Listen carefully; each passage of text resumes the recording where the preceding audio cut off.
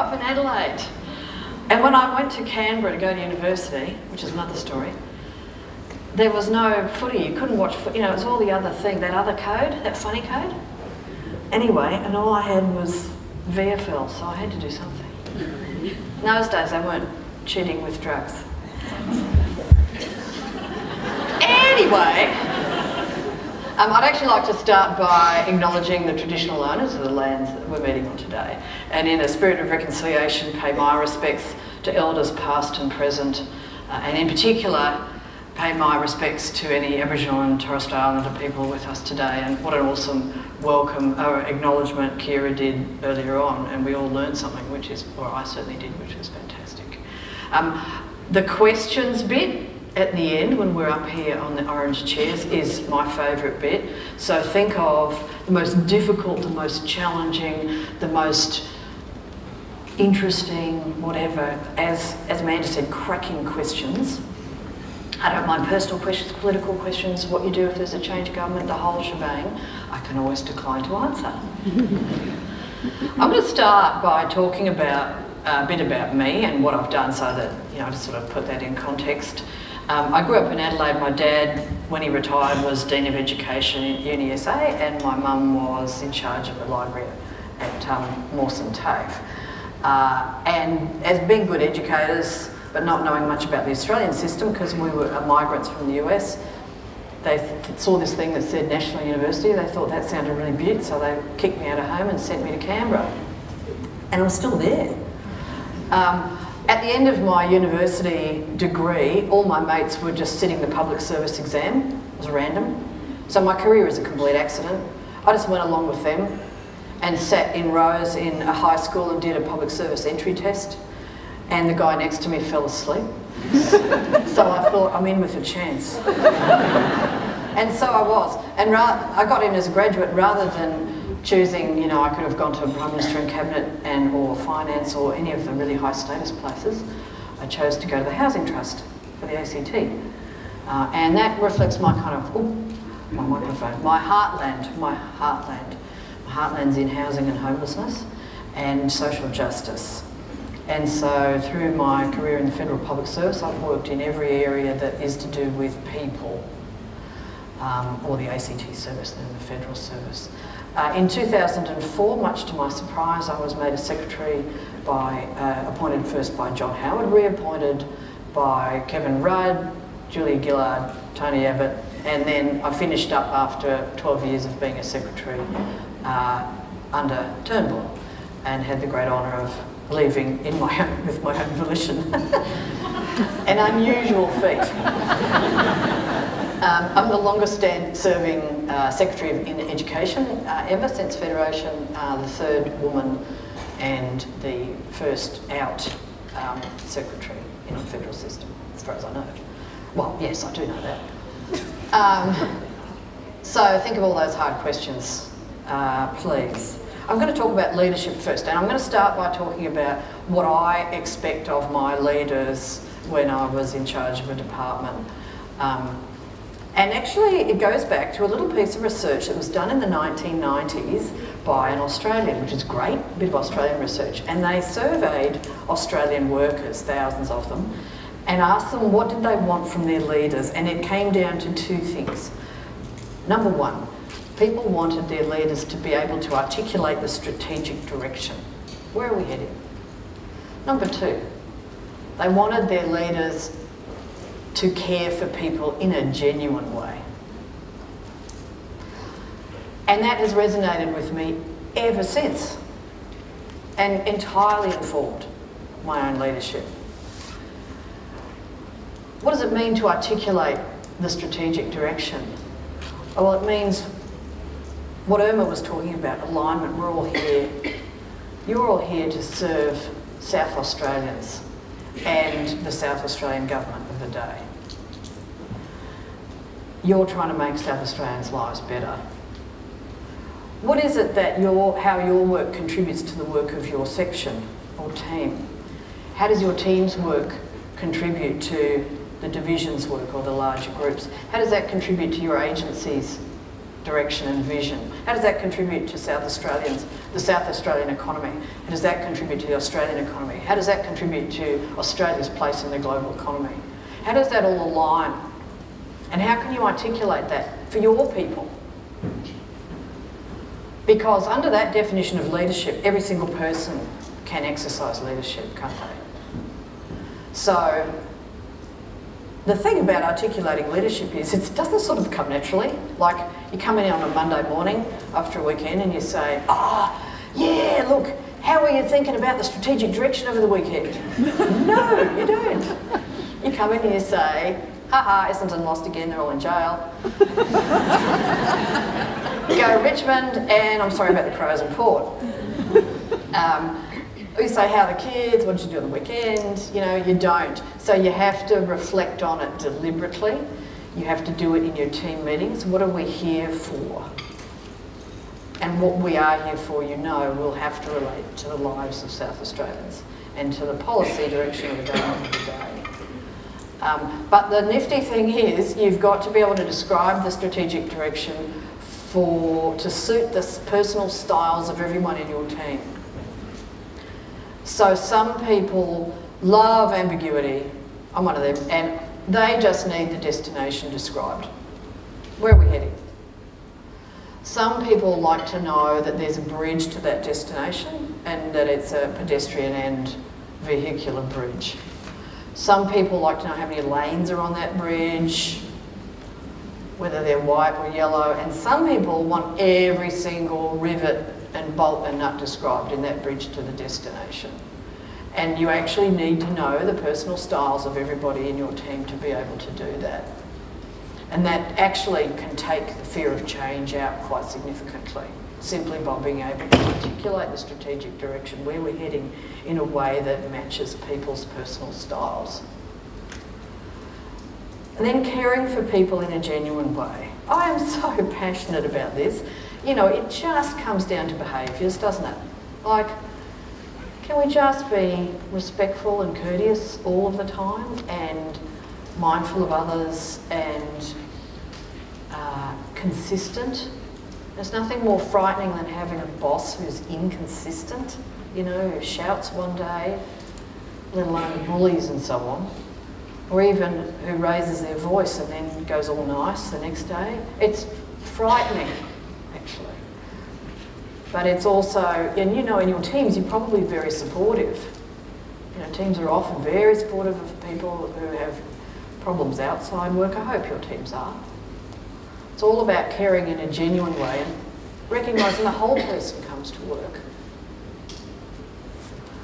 So the caring in a genuine way means that the more senior you get, of course, we have some very senior people here, we've got a big mix, it's great. The more senior you get, the more you're watched. Oh my God, her hair's different again.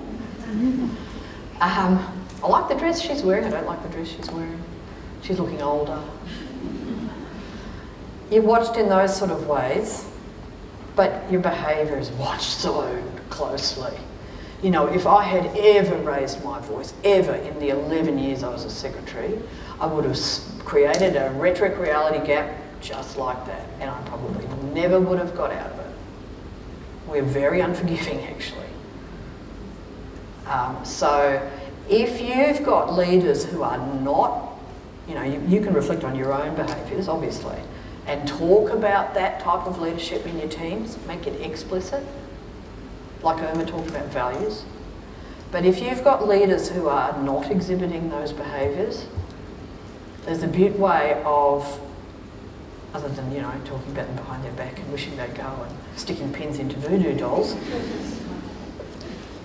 there's a way of giving feedback upwards, actually, which I learned from some amazing learning and development people, which is, when you did whatever X, I felt Y, and I would have preferred you to have done Z. And I tell you, it will work. I did this with a very junior minister, no longer in politics, a long time ago. Minister, took so much courage. Minister, when you wrote me a letter about my communications team, square brackets, highly critical letter, I felt distressed. I kind of squibbed that. I felt blindingly angry, but anyway, I said to him, I felt distressed, and I would have preferred you just to have rung me up. Silence. Go on to other things for 20 minutes. And then he said out of the blue, you know that communications team, why don't we have them up here for the drinks? Whoa. So it works, you know, you can do things upwards to try to get that sense of leadership throughout. So what did we do? Other than going, well, first of all, we set up a team to actually do it. So there's nothing like the beauty of managing change explicitly. It's like explicit leadership, explicit management of change, yeah? So, you know, we called it the Change Task Force, and we put really good people in it. And they managed it like a project, and it was all very transparent to everybody in all coming together in all these, from all these areas. Then they managed with me the communication. Now, really, communication in change management, in change, is just it. I can't emphasise enough how important great communication is. And honestly, you can't do too much. So in a previous bit of change that I'd been through, I read this literature that said people need to hear something 4 times to hear it and 6 times to believe it. And this is so true. And so we had, I believe strongly that there should be multiple channels of communication out. You know, so we had me in person, we had me going around, that's fine. We had, these days we would have had our internal social media, external social media. You know, we had a newsletter, we had frequently asked questions, etc., etc. But we also had all those channels coming back. So there were multiple, at least 5 channels for anyone in the department to express an anxiety about change, including an anonymous phone line that only I would hear the messages for. And then supervisors, and then of course union delegates as appropriate, and you know, etc., bosses, newsletters, frequently asked questions, chats, and so on, blogs, you know, everything, as well as me standing up.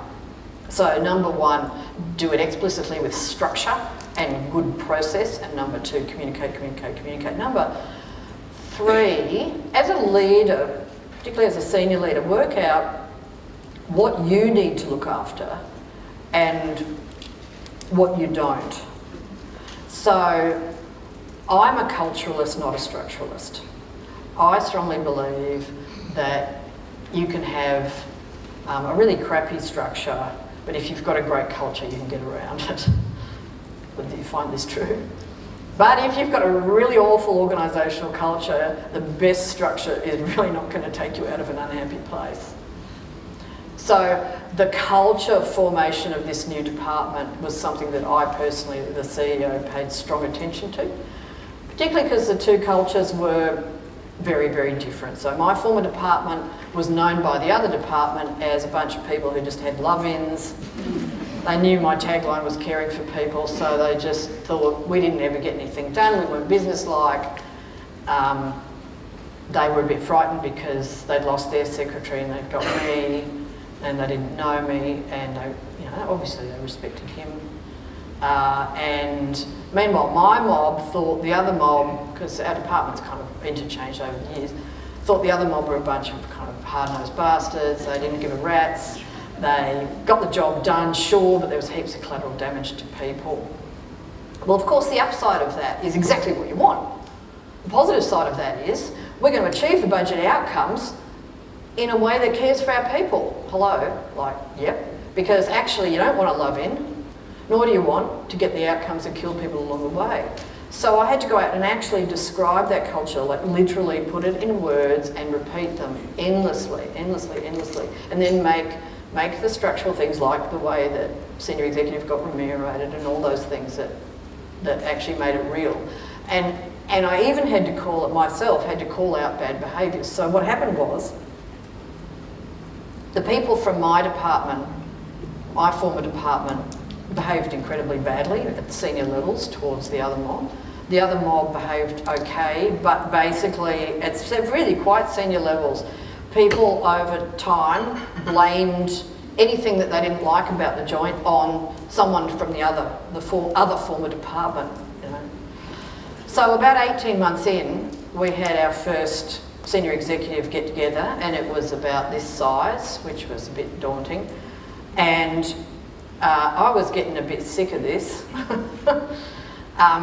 I worked out, I asked and was told that 25% of the people in the department had never been in either of the former departments. And I actually said, fine, we went through this SES 2 days and there was all this and finally I said, if you feel that the bad behaviour or bad things coming from someone who came from the other department is because of that, I would ask you to consider the concept of forgiveness. And it never happened again. So, but you've got to call it out. And finally on collaborating. I strongly think collaboration should start in your own place, So, for example, I had to take 30% of people out of my department over a period of about 3 or 4 years and yet take on more business. And we got to about the 3rd year of decline and, of cuts, and we kind of were fresh out of ideas of what to do. And so rather than just sort of say, oh, okay, well, let's chop this and let's chop that function, we just went out and involved everyone. So I brought in some consultants who were fabulous and cheap and wonderful, gave us their IP, trained our people, and we met within every single branch, 120 branches, and drew together ideas of what work we could stop or change. What could we stop or change? 9,000 ideas came in, and they ranged from things possible at the very local level through to the top 2, which were matching people to capability to priorities and being brutal about priorities. It was brilliant. And the staff survey at the end of 30% decline actually was the highest rating we'd ever had. So start inside. Because I'm not a structuralist, when we created Department of Education, Employment, Workplace Relations, like I was talking about before, I actually had the structure done by a group of EL2s, which in federal terms are 4 below me, so middle managers, section heads. And they came together and drew up a structure for this massive department, and we implemented it. And then think about collaborating across silos, including outside, like Irma was talking about. But number one, think about why. Like silos are really efficient. They are here for a reason. They're accountable, they're efficient, they're quick. So why do you want to go across? Because you want a better outcome for South Australians, because you want a better outcome. If you're not going to get a better outcome by collaborating, well then you might as well work in a silo. But if you are going to get a better outcome, and odds are, these days you probably are, then think about how you do it. Now the thing about collaborating, and Irma touched on this, is to collaborate across agencies and then with outside stakeholders, you actually have to change a whole bunch of things, in my view, and we found this with the response to the domestic response to the Bali bombings. You have to change reward systems. You've got to reward people who actually look out rather than just get the job done and are an expert. And you have to call it out because it's not natural. So you've got to formally change reward systems. You pretty well usually have to change structures and create task forces, project teams, whatever you like. And you have to change the behavioural expectations. So you've got to celebrate lack of expertise as well as expertise. And you have to have a value set that values drawing in people who know nothing about what you do, but to get some critical friends. And then you have to value actually drawing the whole community in. And of course, social media these days is the perfect platform to do that. So, outsourced policy development I'm a huge fan of, although of course it brings risk with it. The Bali bombings proved that in a crisis everyone comes together and does all this perfectly actually. But when that burning platform isn't there, you've got to institute these structures and changes. So I might leave it there and hand over to Amanda, and then the wonderful person who actually understands this from a framework sense, Helen Sullivan. Thank you very much.